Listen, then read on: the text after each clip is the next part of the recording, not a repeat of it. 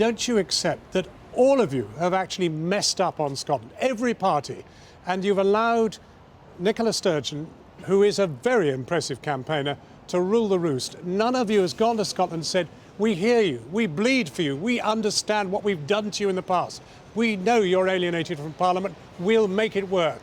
Well, actually, we did all work together, those of us who believe in the United Kingdom, in the referendum campaign. There was a clear result from the Scottish people. But the tsunami I don't think it's continued. a case of allowing the Scottish National Party to do anything. It will be up to the voters in Scotland what they decide tomorrow. But it will be a terrible mess in the House of Commons if a majority is dependent on the Scottish National Party, because their inclination will be to set Scotland against England, England against Scotland, to try and win the Scottish elections next year. You haven't got a tilt in Westminster. Well, we will see. On this, I agree with Chuck. The people haven't voted yet, so that may be something.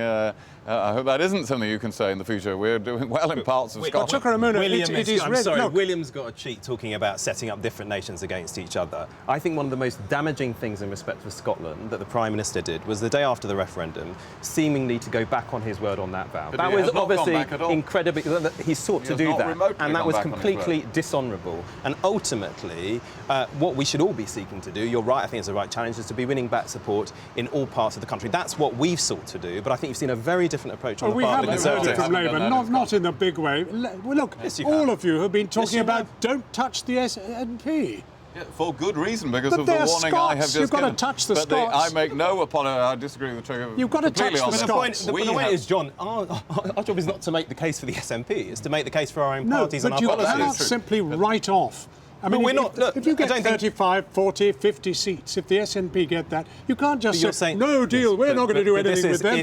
They're filthy Scots. Well, I don't think anybody has said that, and I think I speak for everybody here. Nobody's talked about them being filthy, filthy, that's the impression you give. Scots. Well, no, I don't think it is. Adamant it's been brutal. Look, the way our democracy works is that we all seek a majority government. That's how this first-past-the-post system works. Whether we like it or not, that is how it works. And we put forward our offer, and I invite people to support it. You're talking as if the substantial representation amongst the Liberal Democrats in Scotland are not real Scots. They are genuine Scots. They are Scottish MPs, but they too, and they represent Scottish people. They face wipeout.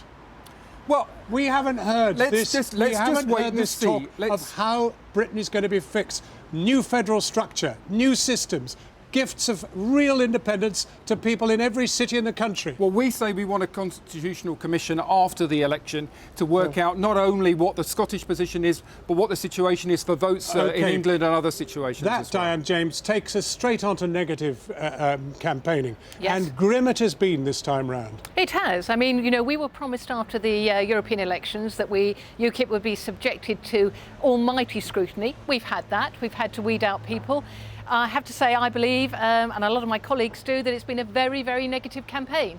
And equally, from the voters' point of view, the level of switch-off, because of the length of the campaign, has been huge. Well, and that's a real danger.